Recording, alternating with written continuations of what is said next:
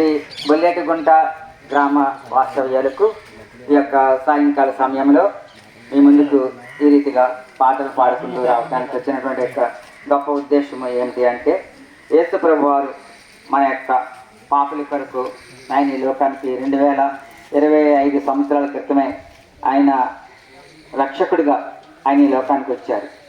అయితే మరి అనేక మందిని ఆయన ఈ లోకంలో ఉన్నప్పుడు మరి కుంటివారిని బాగు చేశారు, గుడ్డివారికి చూపించారు, కుష్ఠరోగులను బాగు చేశారు, చనిపోయిన వారిని కూడా ఆయన లేపినట్లుగా మనం చూస్తున్నాం.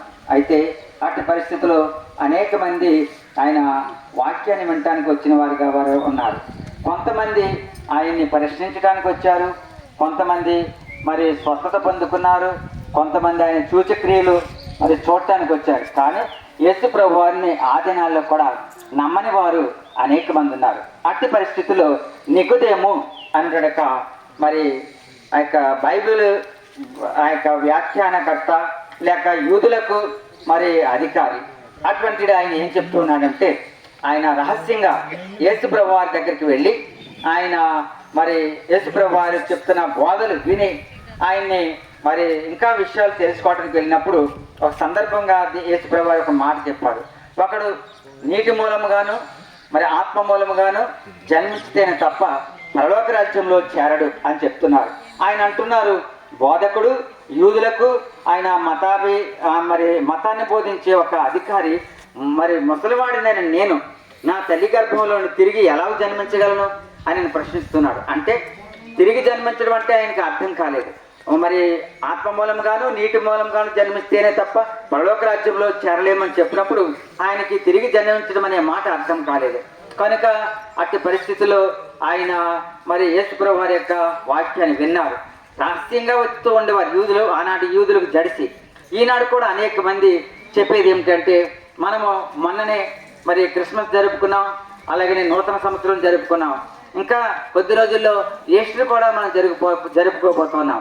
ఇవన్నీ ఆచారాలే. కానీ మరి మన యొక్క హృదయంలో మారు మనసు పాపక్షమణ లేకపోతే ఆ యొక్క యూదులు అయినటువంటి నికోదేము, యూదులకు ధర్మశాస్త్రోపదేశకుడైన నికోదేముకే మారు మనసు లేని పరిస్థితిగా ఉన్నప్పుడు మనం కూడా ఆయన వలె ఉన్నట్లుగానే మనం ఉంటాం.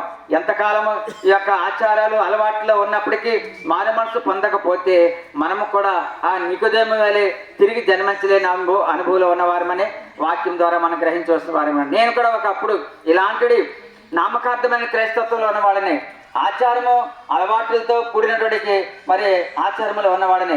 అప్పుడు ఒక దైవజనులు నా యొద్దకు వచ్చి మరి ఈ మాట చెప్పారు, నీవు రక్షించబడ్డావా సంపత్రావు, నా పేరు సంపత్రావు, మరి బ్రదర్ నువ్వు రక్షించబడ్డావా అని అడిగినప్పుడు నేనన్నాను, మరి నేను రక్షించడం అంటే ఏంటి బాబు, రక్షించబడటం ఏంటి, నేను ఒక సంఘములో సంఘ పెద్దగా చేస్తున్నాను, మరి నాకు ఒక బాధ్యత అప్పగించారు అని చెప్పారు.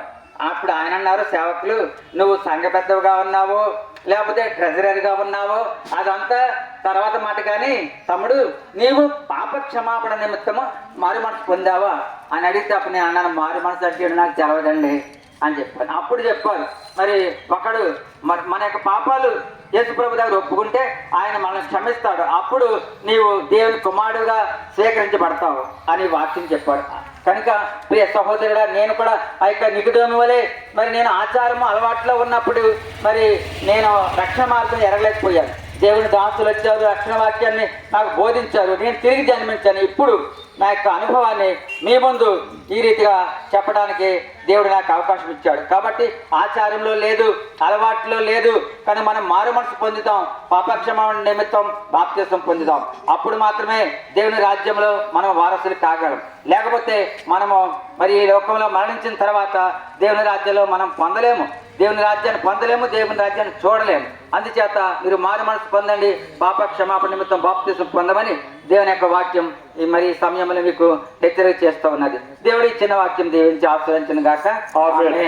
మరి ఇంకా అధికమైనటువంటి ఆత్మీయమైనటువంటి విషయాలు మరి మీకు కావాల్సినట్లయితే మన దగ్గరలోనే మరి బొల్లోడిగుంట ఎబ్రోన ప్రార్థన మందిరం, అక్కడ సంఘ కాపరిగా పీజే రాజు గారు ఉంటూ ఉన్నారు. మీరు ఆ స్థలానికి వచ్చి ఇంకా అధికమైనటువంటి ఆత్మీయమైన విషయాలు పొందుకుంటారని ప్రభు నామంలో మీకు మనం చేస్తూ ఉంటూ ఉన్నాము.